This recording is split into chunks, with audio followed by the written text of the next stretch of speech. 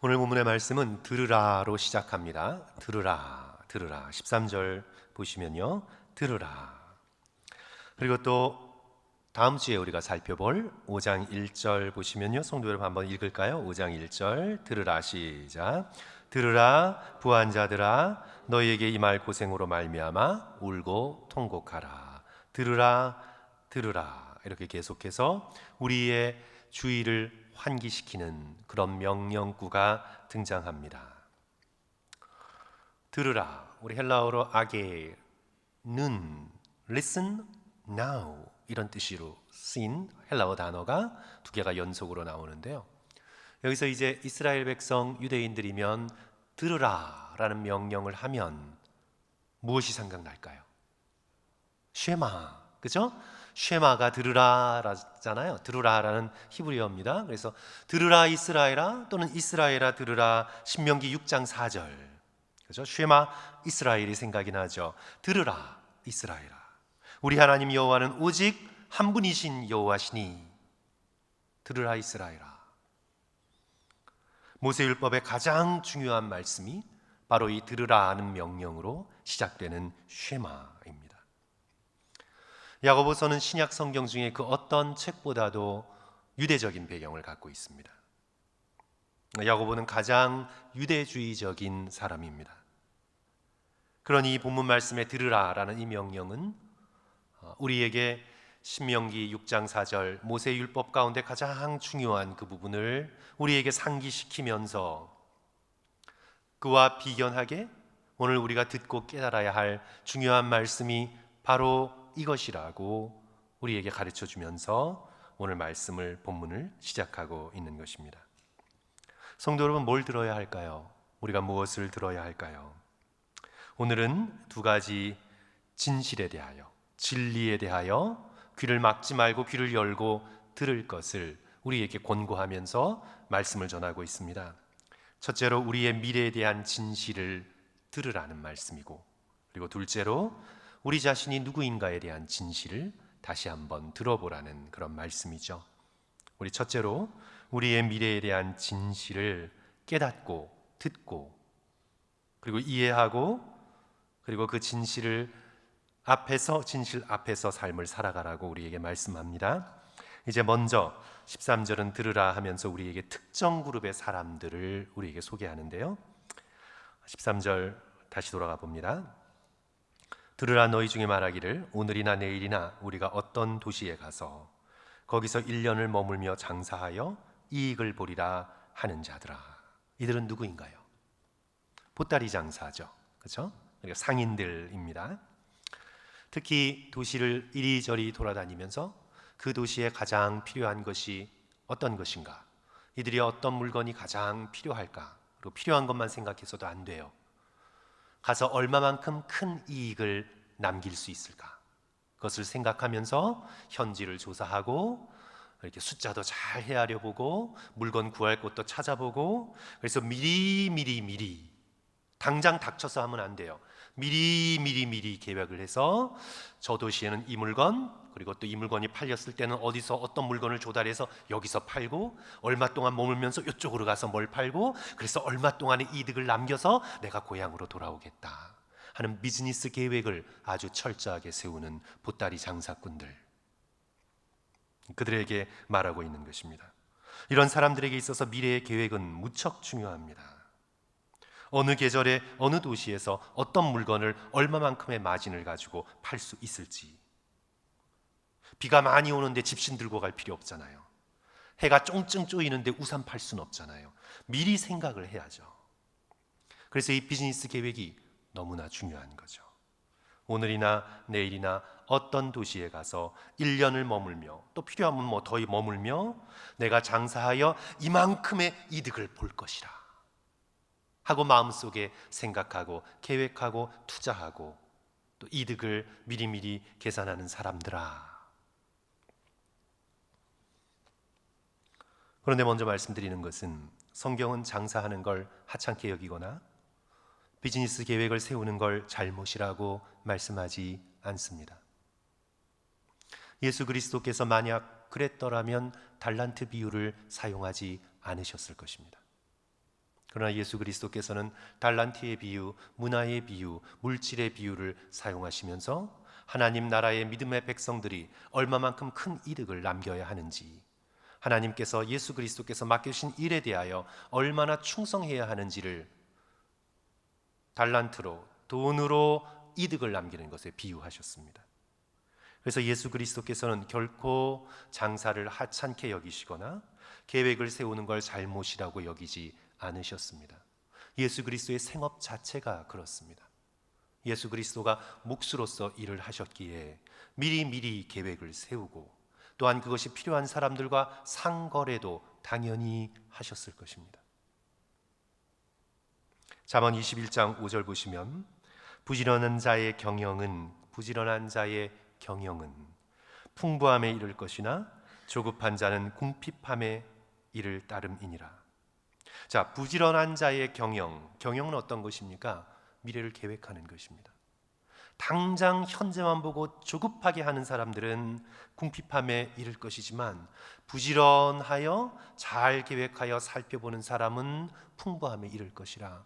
잠언의 말씀은 우리에게 미리 계획하고 경영하는 것이 지혜로운 길임을 말씀하고 있습니다. 또 잠언 20장 18절에도요, 경영은 의논함으로 성취하나니 지략을 베풀고 전쟁할지니라. 전쟁할 때도 그냥 혈기만 믿고 그냥 덤비지 말고 계획하고 작전을 세우고 지혜를 모아 서로 논의하여 그렇게 해야 승리할 수 있다는 겁니다. 성경은 미래를 내다보고 계획 세우고 비즈니스를 경영하는 것이 잘못되었다고 말씀하지 않습니다.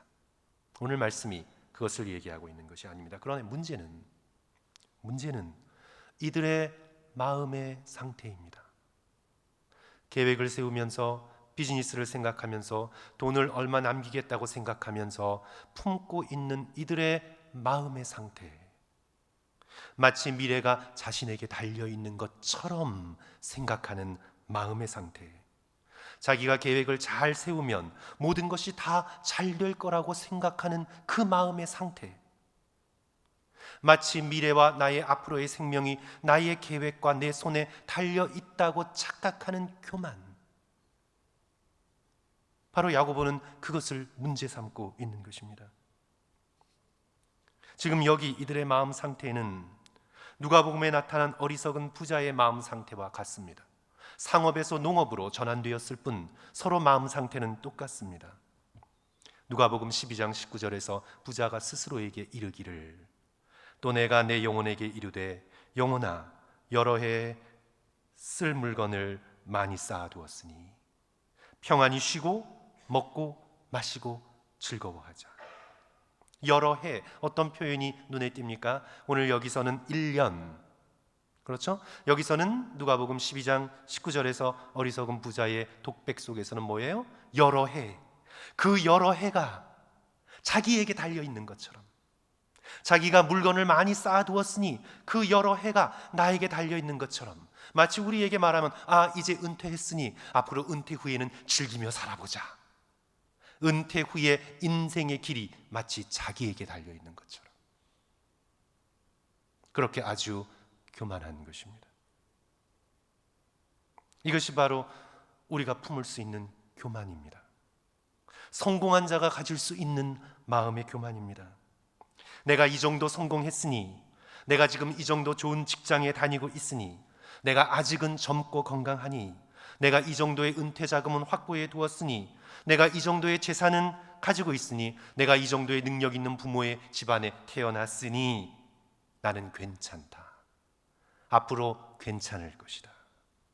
내 부지런한 계획이, 나의 미래가 내 손에 달려있다고 생각하는 그 착각, 그 교만, 생명의 주인 되시는 하나님을 바라보지 못하고 내일이 나에게 달려있는 것처럼 그렇게 생각하는 그 마음의 상태를 꾸짖고 있는 것입니다.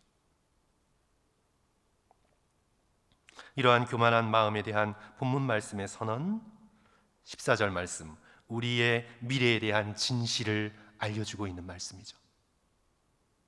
우리 14절 우리 다 같이 한 목소리로 읽습니다. 내일 이를 시작. 내일 일을 너희가 알지 못하는도다. 너희 생명이 무엇이냐? 너희는 잠깐 보이다가 없어지는 안개니라. 내일 일을 너희가 알지 못하는도다. 이것이 바로 우리가 날마다 귀 기울여 들어야 하는 진실입니다. 이것이 야고보가 들으라 라고 우리의 귀에 큰 소리로 고함을 치면서 우리에게 알려주고자 하는 진실입니다. 너희가 내일 일을 알지 못하는도다. 2001년 9/11 때 그때 생명을 잃은 3,000명 넘는 사람들, 무역센터 건물로 출근을 할 때 커피를 들고 전화를 하고 신문을 읽고 만나는 사람마다 굿모닝 인사를 하고, 그날 비행기 내내 나누어 탔던 승객들, 전말 한치 앞이 우리의 내일 일이 어떻게 되어질지 알지 못하는 것입니다. 우리 미국에게는 September 11, 9/11 사태가 엄청나게 큰 충격적인 사건이었다면, 지금 아직도 전쟁을 벌이고 있는 이스라엘에게는 지난 10월 9일이 그런 날이었습니다. 이스라엘 남부에서 열린 음악 축제였습니다. 초막절을 축하하러 많은 젊은이들이 모였습니다. 이런 일이 일어날 줄 어떻게 알았습니까? 축제를 즐기는 젊은이들이었습니다. 1,000명, 1,200명 넘는 자가 하루아침에 죽어갔습니다. 인질은 지금까지 붙들려 있습니다. 젊고 생기발랄하고 음악을 즐기러 그렇게 모인 사람들, 내일 일을 알았을까요? 내일 일을 너희가 알지 못하는도다. 내가 오늘 벗어놓은 신발을 내일 아침 다시 신으리라는 보장은 아무것도 없습니다. 내일은 우리의 통제 아래 있는 것이 아닙니다.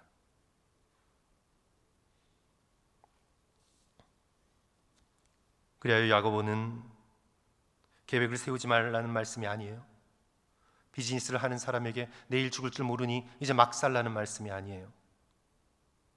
늘 계획을 세우고 늘 비즈니스를 생각하되 내일이 내 손 안에 달려있지 않다는 겸허한 마음을 품고 하나님 앞에 서라고 도전하고 있는 것입니다.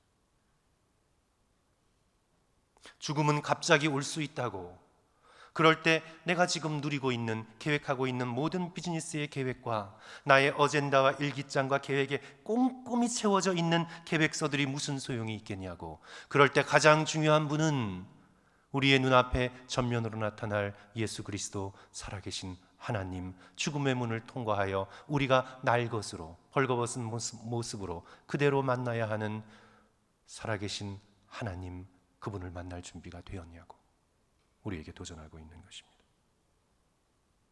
사랑하는 성도 여러분, 오늘 우리는 정녕 죽음의 문을 통과할 준비가 되어 있습니까? 이것은 우리 모든 인간에게 공평한 질문입니다. 부자나 권력 있는 자나 건강한 자나 상관없이 모든 인간이 창조주 하나님 앞에서 다 같이 물어야 할 똑같은 무게의 질문입니다. 우리는 죽음을 통과하여 우리의 창조주 되신 하나님을 만날 준비를 오늘 하고 있는가? 왜 부자가 어리석습니까? 왜 누가복음 12장의 부자가 어리석습니까? 그는 자신의 곳간을 늘릴 준비를 하고 또한 여러 소출을 많이 거둘 수 있는 경영의 귀재였지만 그는 전혀 그의 영혼을 하나님 앞에 준비시키지 못했습니다. 다른 것들은 준비했는데 그의 영혼은 하나님 만날 준비가 전혀 안 돼 있었습니다. 어리석은 자여, 그래서 이 부자는 어리석은 자입니다.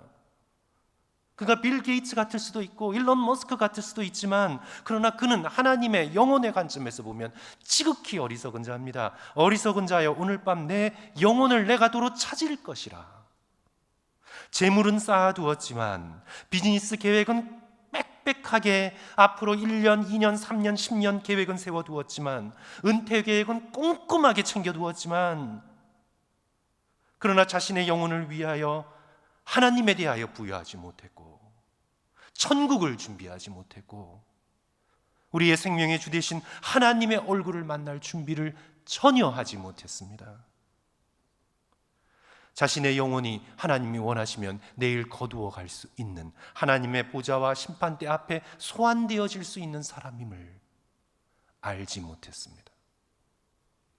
깨닫지 못했습니다. 제가 존경하여 여러 번 인용하는 김교신 선생님의 일기, 1938년 어느 날 아프셨나 봐요.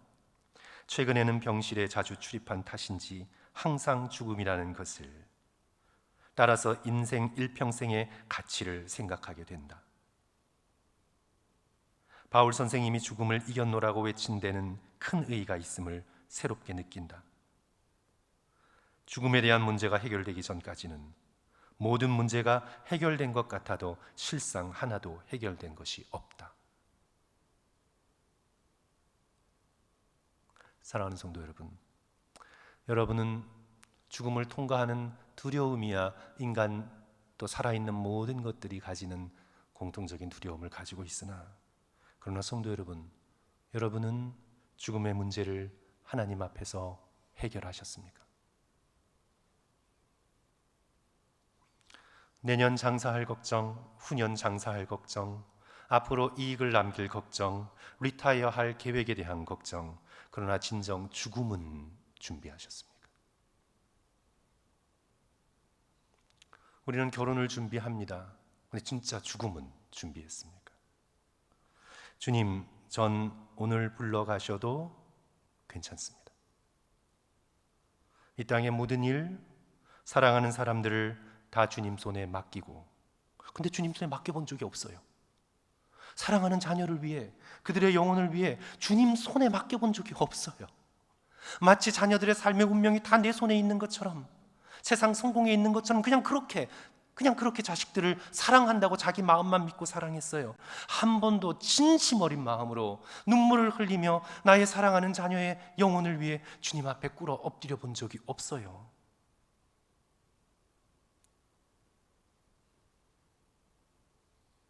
주님, 전 오늘 주께서 저를 불러가셔도 저는 괜찮습니다. 이 땅의 모든 일, 사랑하는 사람들을 다 주님 손에 맡기고, 모든 염려와 걱정을 주께 맡기고, 저는 주께서 부르시는 날, 그것이 오늘이든 내일이든 믿음으로 가볍게 천국을 향해 떠나겠습니다. 주님. 성도 여러분, 저와 여러분이 이런 마음만 갖고 있다면 우리는 두려울 것이 없는 자로 이 땅을 주께서 하루하루 허락하시는 대로 믿음으로 살아갈 수 있습니다. 그래서 성도 여러분, 우리에게 진정 필요한 것은, 저와 여러분에게 진정 필요한 것은 지금 물질이 아니라 이런 믿음입니다. 우리에게 진짜 중요한 것은 바로 내가 이런 믿음을 가진 자로 오늘 하루를 살아내지 못하는 것, 우리가 이것을 한탄해야 되는 거예요. 내가 리타이어하고 사람들 앞에 조금 그냥 으쓱하며 그런저런 살지 못하고 웅크려들어 좀 궁핍하게 살까봐, 사람들의 눈에 내가 그렇게 비춰질까봐, 그런 것에 대해서 우리가 걱정하는 것을 뛰어넘어 우리가 진정 걱정해야 되는 것은 내가 이런 믿음으로 오늘 하루를 살아내지 못하는 것, 이것으로 가슴을 치고 주님 앞에 꿇어 엎드려야 하는 거죠. 그래서 사랑하는 성도 여러분, 우리가 이런 고백을 할 수 없거든. 우리는 지금부터 죽음을 준비할 수 있도록 예수 그리스도의 십자가를 붙들고 진지하게, 열심히 비즈니스 계획을 세우는 것처럼, 나의 투자 계획을 꼼꼼하게 살펴보는 것처럼 진지하게 열심히 어떻게 살아야 내가 두려움 없이 예수 그리스도의 복음을 붙들고 오늘 주께서 부르실 때 갈 수 있을지를 진지하게 준비할 수 있어야 합니다. 날마다 사랑하는 가족을 예수 그리스도의 손에 맡기는 훈련을 해야 합니다. 내가 가족의 안위를 붙들고 있는 것이 아니라 주님의 뜻과 주님의 손에 맡기며 내가 아니어도 주께서 저들을 인도해 주시리라는 깊은 확신을 얻을 때까지 기도해야 합니다. 우리가 열심히 주께서 오늘 하루, 내일, 모레, 한 달, 1년 열어주시면 열어주시는 대로 열심히 미래를 위해 계획하고 준비하되 우리는 먼저 first thing first, 가장 중요한 것을 먼저 구해야 합니다. 그리고 살아가면서 세상의 집착을 버리고 세상의 집착을 점점 내려놓고 주님 앞에 엎드려 죽음을 이길 수 있는 능력을 달라고 우리는 주님 앞에 기도하고 간구해야 합니다. 성도 여러분, 이것이 영적인 원리예요. 우리는 나이가 들어가면서 이제는 세상 것들이 그렇게 좋게 느껴지지 않아야 합니다. 세상의 집착을 조금씩 버리고 주께서 천국을 향한 문을 열어주실 때 두려움 없이 떠날 수 있는 마음의 상태가 되어질 수 있도록 우리는 오늘 하루를 그렇게 살아야 합니다. 우리 소설가인 박완서 선생님, 정말 눈에 넣어도 안 아플 20대의 아들, 의학 공부를 하고 있었어요. 부모의 기준 속에 모든 것을 마쳤던 그런 아들이었나 봐요. 근데 그 아들을 갑자기 잃었어요. 그러면서 그 고통의 솔직한 감정을 글로 쓴 수기 형식의 글, 우리 성도들 가운데 누가 읽어보셨는지 모르겠어요. 책 제목이 한 말씀만 하소서라는 제목이에요. 한 말씀만 하소서. 내가 이렇게 아픈데, 내가 이렇게 죽고 싶은데 내 아들이 왜 죽어야 했는지 주여 침묵하지 마시고 한 말씀만이라도 내게 해주소서. 그런 절박한 마음을 가지고 수기를 썼어요. 읽어보시면 거기에 아들 잃은 슬픔과 상실의 고뇌가 절절하게 글마다 묻어 있어요. 음식 냄새도 역겨워요. 위로의 전화도 싫어요. 내 마음을 네가 어떻게 안다고. 싫어요. 딸 집에 내려갔는데 딸의 위로와 사위의 잔소리도 싫어요. 그냥 음식 먹지 않고 죽고 싶어요. 그러다가 이제 생명이 모질다는 걸 알아요. 아들을 잃고도 밥을 삼키는 자기를 혐오해요. 그렇게 시간이 흐르고 그러다가 어느 날 그 많은 슬픔을 기도 가운데 쏟아내고 어느 날 아침에 떴는데 밥 냄새가 좋게 느껴져요. 밥 냄새. 성도 여러분이 보온밥통에서 쌀 냄새가 푸르륵 하고 나올 때 맡으면 좋아요. 네. 배고플 때 맡으면 쌀 냄새가 좋아요. 그런데 이분은 신앙인이니까 이 밥 냄새가 예수님이 주시는 성찬의 떡으로 생각한 거예요. 그래서 이 밥 냄새, 이 밥 짓는 이 냄새가 좋은 것을 끈으로 잡고 나에게 살라고, 다시 힘을 내라고 성찬의 떡을 주시는 예수 그리스도의 성찬의 은혜를 생각하고 회복해요. 이게 신앙인의 저력이죠. 그래서 차츰 회복해요. 그래서 이제 이 한 말씀만 하소서 이 마지막 문장이 어떻게 끝나는지 아세요? 주여, 저에게 다시 이 세상을 사랑할 수 있는 능력을 주셔서 감사합니다. 그러나 주여, 너무 집착하게는 마옵소서. 이 세상을 사랑하되 이제 주여 너무 집착하지 않게 도와주소서. 사랑하는 성도 여러분, 세상을 살고 세상을 사랑하되 집착하지 않을 수 있는 그런 마음과 지혜를 달라고 기도하십시오. 자녀를 정말 사랑하되 집착하지 않을 수 있도록, 이 세상을 살되 집착하지 않을 수 있도록 모든 것이 주의 주권 안에 달려 있음을 믿고 주님을 의지하고 주께서 하루하루 열어주시는 것을 감사하면서 하루를 겸손하게 주님께 맡기고 언제나 가볍게 살며 떠날 준비를 하면서 모든 것을 하나님의 뜻을 의지할 수 있는, 주님의 뜻을 물어볼 수 있는 저와 여러분이 되었으면 좋겠습니다. 이게 15절 말씀이에요. 15절 말씀의 결론입니다. 너희가 도리어, 우리 같이 읽습니다. 시작. 너희가 도리어 말하기를 주의 뜻이면 우리가 살기도 하고 이것이나 저것을 하리라 할 것이오늘. 마치 미래가 자기에게 달려있는 것처럼 그만하지 말라는 말씀이죠. 미래가 하나님의 뜻에 있음을 믿고 하나님의 지혜를 의지하여 계획을 부지런히 세우고 일상을 살되 늘 하나님의 뜻을 구하고 살 것, 내 계획으로만 살지 말고 하나님께 미래를 맡기고 하나님을 의지하며 살아갈 것을 권고하고 있는 말씀입니다.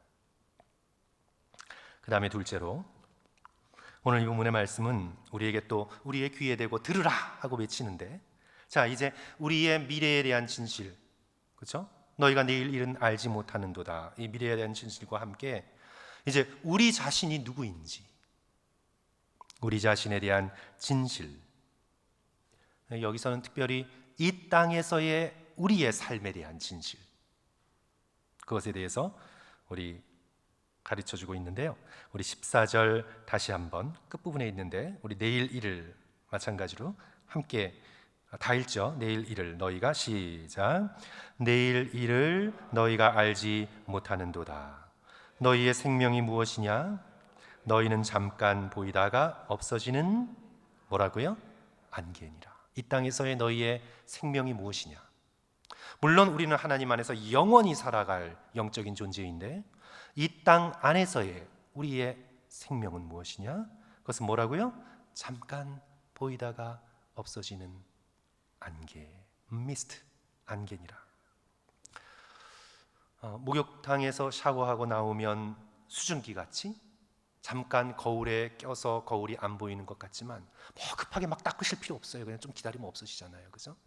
그 거울에 낀 수증기가 조금만 있으면 그냥 사라져 가듯이 너희는 잠깐 보이다가 없어지는 안개니라. 이 땅에 우리의 삶이 그와 같다는 것입니다. 1세기 팔레스타인의 사람들의 평균 라이프 익스펙턴시가 45세 맥시멈, 45세였어요. 그래서 장수의 복을 누린 기준이 50이 넘는 거였어요. 그래서 예수님께 내가 50도 되지 않았으면서 아브라함을 보았다느냐, 이런 말이 나온 거예요. 그 당시에 평균 수명이 40원절이었단 말이죠. 그래서 이건 여담이지만 청년 예수는 오늘 생각의 청년 예수지, 그때 평균 수명을 보면 중년 예수 이렇게 되시는 거예요. 네, 그렇죠? 근데 오늘 성도 여러분, 우리 이 미국 땅에, 한국이 좀 더 길죠? 우리의 기대 수명이 어떻게 됩니까? 80 중반입니다. 그렇죠? 미국은 이제 조금 여러 이민자들이 섞여 있어서 78세, 9세 갔다가 지금 왔다 갔다 하는 것 같아요.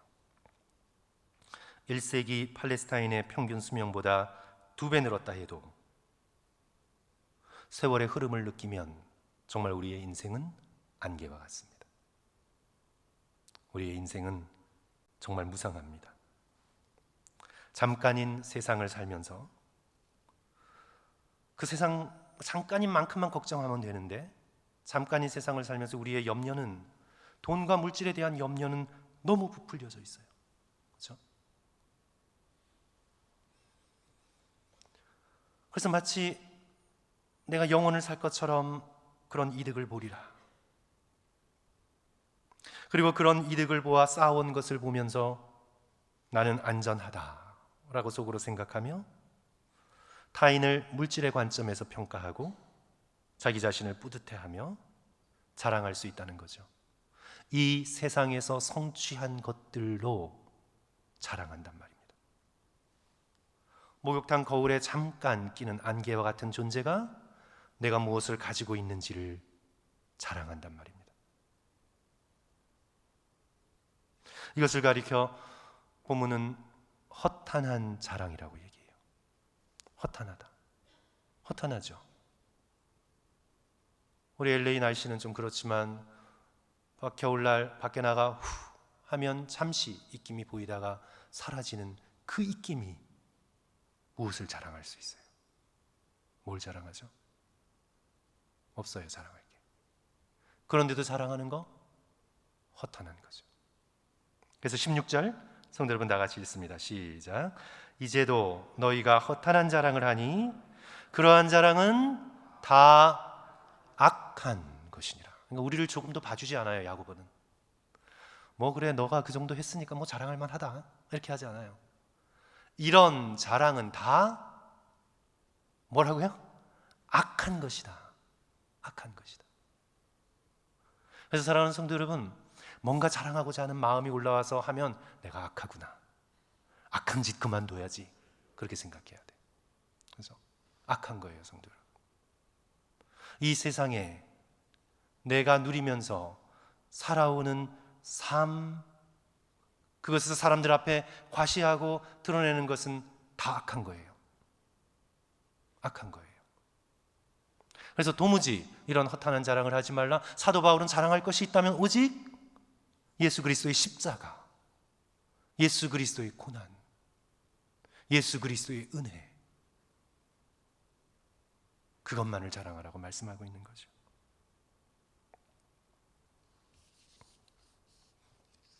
성도들께 좀 여쭤볼게요. 혹시 지금 여기 앉으신 우리 성도들 가운데 할아버지의 이름 석자를 정확하게 말씀하실 수 있는 분 손 들어보세요. 할아버지. 계세요? 오케이, 두 분. 그 다음에 또 계세요. 왜 부끄러운 일 아니에요? 이거 자랑하지 말라 그랬죠. 이거 허탄한 자랑인데.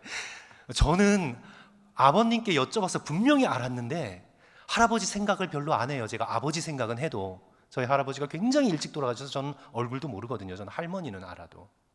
그래서 제가 지금 할아버지 이름을 몰라요.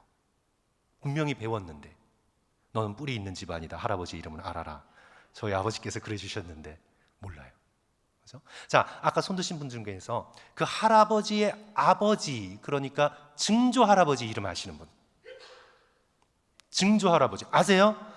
와, 어느 집안이실까요? 막 이제 증조 할아버지 아세요? 자, 오케이. 그러면 손 드신 분 중에 증조 할아버지의 아버지, 그러니까 몇 대죠? 고조 할아버지 아시는 분? 이제 거기까지는 못 미쳐요. 꼭 손들라고 할 때 뭐 얼굴을 긁는다든지 머리 쓰다듬는 분이 있어서 헷갈리는데, 자, 그러면 이제 우리가 할아버지까지는 기본적인 이름 기억할 수 있어도 또 막 열심을 내서 증조 할아버지까지는 가도 우리가 그 다음 고조 할아버지는 5대잖아요. 5대까지 거슬르기 어려워요. 오늘 혹시 여기 계신 분들 중에 한국에 가셔서 할아버지 무덤을 꼭 찾아가 보시는 분, 어머니 무덤, 아버지 무덤 옆에 있어서 가는 거 말고 진짜 할아버지 무덤을 애착을 가지고 꼭 찾아가시는 분 드물어요. 요즘은 이제 사진이 전부 이렇게 디지털로 찍었지만 옛날에는 사진해서 전부 인화했잖아요. 아마 내 손자가 내 사진을 가지고 있을까? No. 다 버릴 거예요.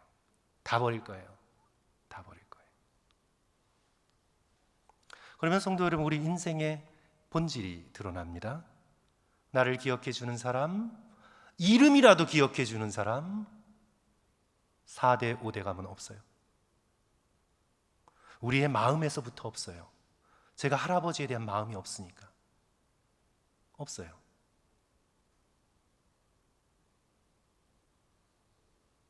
누가 누구를 기억한다는 거, 정말 역사의 이름을 남긴 사람들 정도지 우리 마음속에 기억되지 못해요. 우리의 인간적인 과시, 인간적인 자랑은 허탄해요. 거기에 하나님의 은혜가 없다면, 하나님의 사랑이 없다면, 하나님의 자비와 용서가 없다면 우리의 인간적인 것은 모두 다 허탄해요.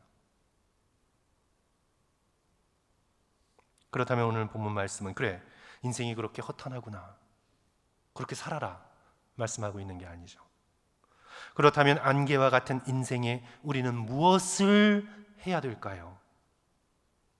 이 정말 안개와 같은 인생에 우리는 어떻게 그 인생을 살아가야 할까요? 17절 말씀이죠. 그렇죠? 우리 다 같이 한 목소리로 읽습니다. 그러므로 시작. 그러므로 사람이 선을 행할 줄 알고도 행하지 아니하면 죄니라. 이제 허탄한 자랑은 다 악한 거예요. 하나님을 쏙 빼놓고 자신의 계획만 의지하고 자신의 물질만을 의지하여 미래가 자기 손에 달려있는 것처럼 인생을 살아가고 의시되며 자랑하는 사람들은 다 허탄하고 악한 거예요. 다 전부. 그렇다면 이제 우리는 어떻게 살아가야 하나요? 그것이 악하다는 것을 알면 이제 우리는 선을 행해야 되는데, 우리는 선을 행할 줄 알고도 계속해서 세상에 묶여 세상 컬처의 영향을 받아 그렇게 인생을 살아가는 것은 죄예요. 죄예요. 자, 그러면 그 대답은 뭐예요? 안개와 같은 이런 허무한 인생 속에서 우리의 인생이 허무하게 사라져가지 않고 우리가 살아갈 수 있는 유일한 길은 선을 행하는 것이에요. 선. 칼로스, 선. 그러면 선은 무엇일까요, 성도 여러분? 예수 그리스도께서 정확하게 선에 대해서 데피니션을 주셨어요. 선한 선생이여 아부하여 엎드린 사람에게, 그 율법사든지 젊은이든지 상관없이, 그때 예수 그리스도께서 어떻게 말씀하셨어요? 어찌하여 나를 선하다 하느냐? 하나님 한 분 외에는 선한 이가 없느니라. 이 말씀은 예수님은 나는 선하지 않다라는 게 아니라 예수님이 선하다고 하다면 한 분밖에는 선한 사람이 없는데, 선한 분이 없는데 그게 누구라는 거예요? 하나님. 그러므로 내가 예수 그리스도께서 선하다면 예수님께서 누구시라는 거예요? 하나님이시라는 거죠. 그런 말씀이에요. 그래서 어찌하여 나를 선하다 하느냐? 하나님 한 분 외에는 선한 이가 없느니라. 그렇다면 진정으로 선하신 분, 진선미, 선에 대한 데피니션이 뭐예요? 진정으로 선하신 분, 그것은 하나님밖에 없어요. 하나님만이 유일하게 아무 흠 없이 완전하게 선하신 분이에요. 예수님께서 정확한 데피니션을 주셨어요. 그러면 사람이 행할 수 있는 가장 선한 일은 어떤 것인가요? 그 선하신 하나님을 가까이 하는 것이에요. 하나님을 제쳐두고 하나님께 등 돌리고 다른 선을 찾아 나가는 것이 아니라 예수 그리스도께서 하신 말씀대로 이 세상에서 온 우주를 통틀어 오직 한 분 하나님만이 선하시라면 우리가 인생을 선하게 사는 유일한 길은 하나님을 향해 돌이키는 것이고 하나님을 가까이 하는 것이고 그분을 찾는 것이에요. 이것이 최고의 선이에요. 이것이 최고의 선이에요. 내가 홈리스에게 무엇인가를 베풀고 내가 좀 좋은 친절을 하고, 물론 이런 것도 파생되는 선이지만 그것은 파생된 선이에요. 근본적인 선은 하나님께로 돌이키는 거예요. 우리의 생각과 마음과 우리의 의지를 다하여 하나님을 우리의 삶 속에 껴안는 거예요. 이것이 최고의 선이에요.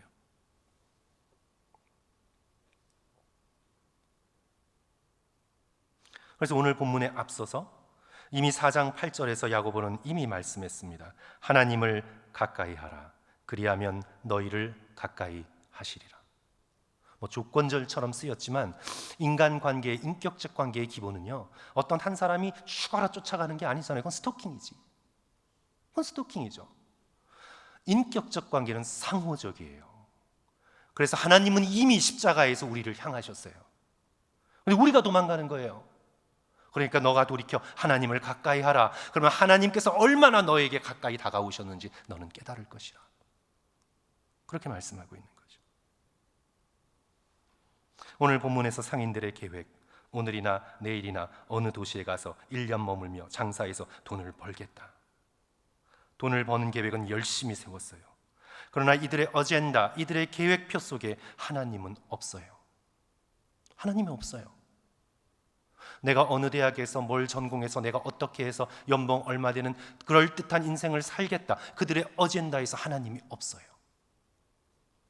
유일하게 선하신 하나님이 다 빠져버렸어요. 돈을 벌 계획은 있었지만, 이득을 남길 계획은 있었지만 하나님을 가까이 할 계획은 없었어요. 없어요. 선하지 않아요. 하나님을 더 깊이 알고자 하는 계획이 없어요. 성경 말씀을 통해 그 말씀을 붙들고 하나님을 인격적으로 만나고자 하는 간절함이 없어요. 두 손을 모아 기도하고 내가 걱정하는 모든 염려를 주께 맡기며 하나님이 얼마나 우리를 보살피는 전능하신 하나님이시라는 것, 복되신 예수 그리스도를 닮아가려는 계획이 없어요. 성질대로 살아요. 마음대로 살아요. 난 뭐 그렇게 타고났으니까 마음대로 살아요. 그러면서 1년, 2년 내가 어떻게 벌어먹고 살까, 어떻게 리타이어 할까, 어떤 옷을 입을까 하는 계획은 있어요. 그러나 내가 나의 인격에 약점과 연약함과 죄를 생각하며 내가 어떻게 이것을 버리고 오늘 살아있는 동안 예수 그리스도를 눈과 눈을 대하여 맛보기 전까지, 보기 전까지 내가 어떻게 이 죄를 버리며 주님을 닮아갈까 하는 계획이 없어요. 없어요. 계획이 전혀 없어요.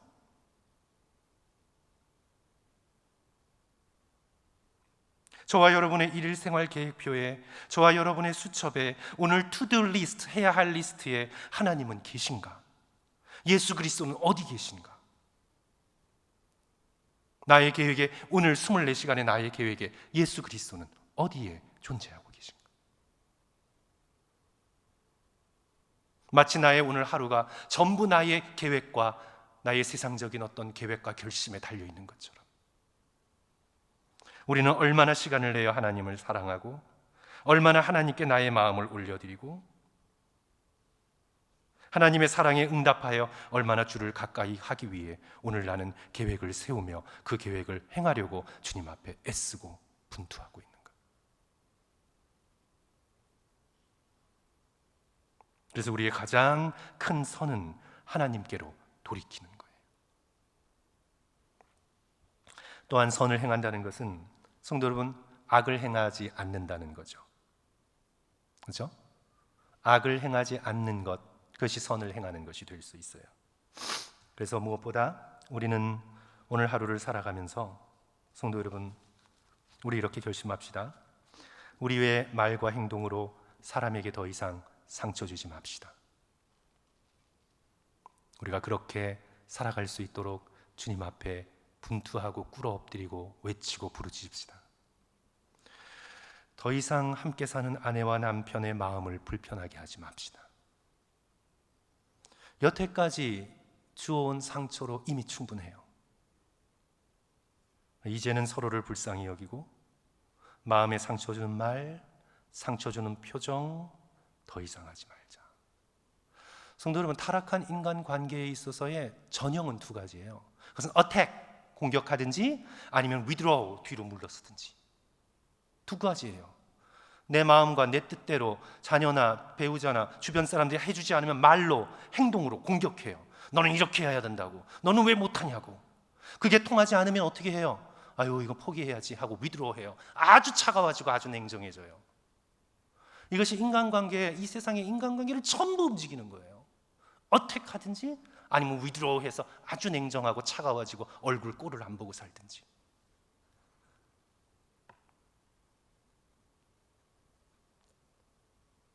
우리는 그것들을 다 던져버리고 우리는 지금 있는 자리에서 하나님께서 내게 허락한 사람들을 있는 그대로 불쌍히 여기고 소중하게 여기고, 이제까지 나의 미숙함으로 말과 행동과 표정으로 주어온 상처가 충분하니 이제는 나머지 시간은 그런 악을 행하지 말고 사람들의, 내가 설령 상처를 받는다 할지라도 가까이 있는 사람을, 우리 성도들을 더 이상 상처 주지 않겠다. 그렇게 결단할 수 있는 저와 여러분이 되었으면 좋겠습니다. 저는 몇 년 전, 돌아가시기 몇 년 전 어느 장로님을 거의 마지막 순간에 신방을 하면서 제가 장로님께 좀 그 장로님에 대한 확신이 제가 마음속에 없었어요. 그래서 장로님께 제가 솔직하게 질문을 했습니다. 장로님, 인생 살아오시면서 잘못했다고 생각되거나 후회되는 것 없으세요? 제가 질문을 드렸어요. 그때 그 장로님이 이런 말씀을 하시더라고요. 평생 살아오면서 아내를 소중한 존재로 아껴주지 못한 것이 너무나 후회된다. 성질이 급하셔서 좀 거칠게 대했던 것 같아요.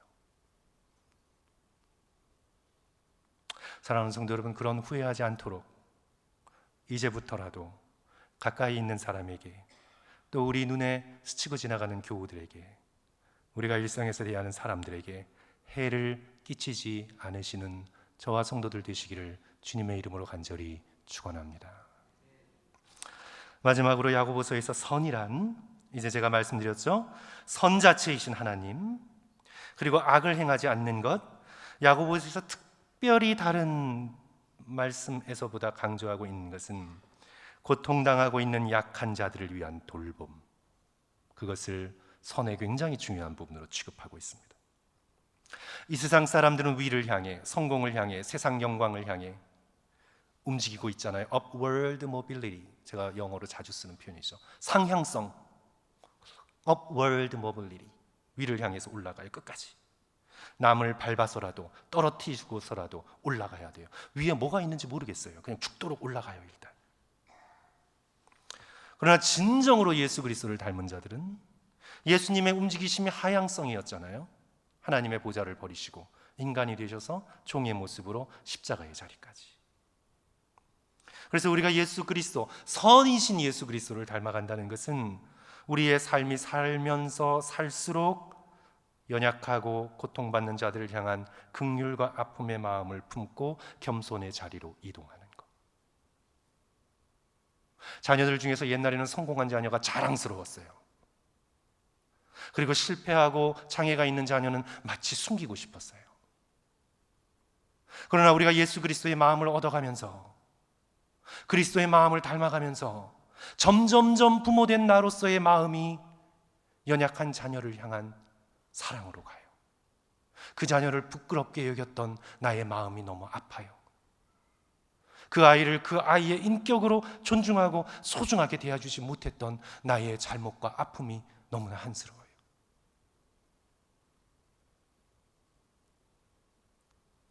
우리가 믿음이 성숙한다는 것, 우리가 점점 선한 사람이 된다는 것은 이 세상을 향해, 위를 향해 올라가는 걸음을 멈추고 우리의 마음이 예수 그리스도를 닮아 약하고 연약한 사람들을 품고 그들을 부끄러워하지 않을 수 있는 겸손한 자리로 내려간다는 것을 의미해요.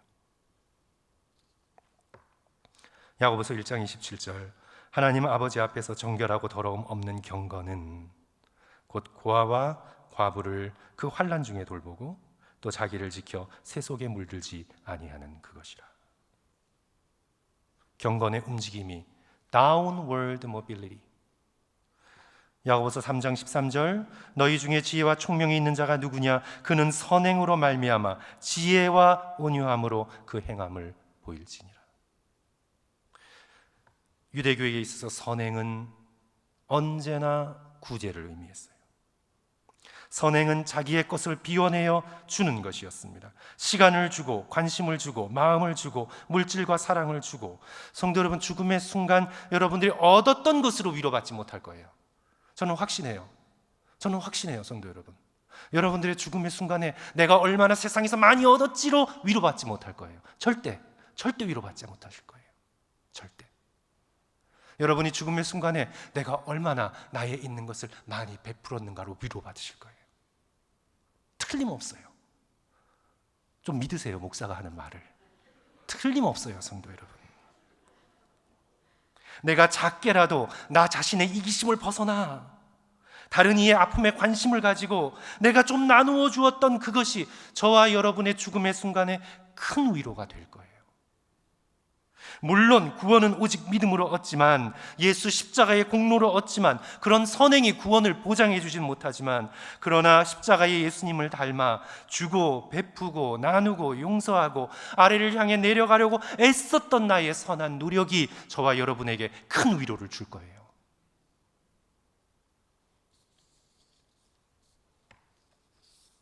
성도 여러분, 저는 오늘 마지막 말씀을 스코틀랜드의 경건한 신학자였던 존 베일리의 기도로 마치려고 합니다. 주님, 오늘 하루도 저의 생각이 세상 유행에 사로잡히지 않도록 저의 마음을 보호해 주소서. 주님, 제가 감각적인 것과 세상 시류에 만족하지 않고 보이지 않는 영원한 것을 묵상할 수 있도록 제게 영적인 힘을 베풀어 주소서. 날마다 보이지 않는 세계를 붙잡고 그 세계에 대한 의식을 키우고 마음에 거룩한 관심이 생겨 이 땅의 삶이 마지막을 향해 갈수록 잠깐 머무를 이곳에 얽매이지 않으며 다가올 세상에 더욱더 익숙해지도록 저를 도와주소서. 우리 기도하겠습니다.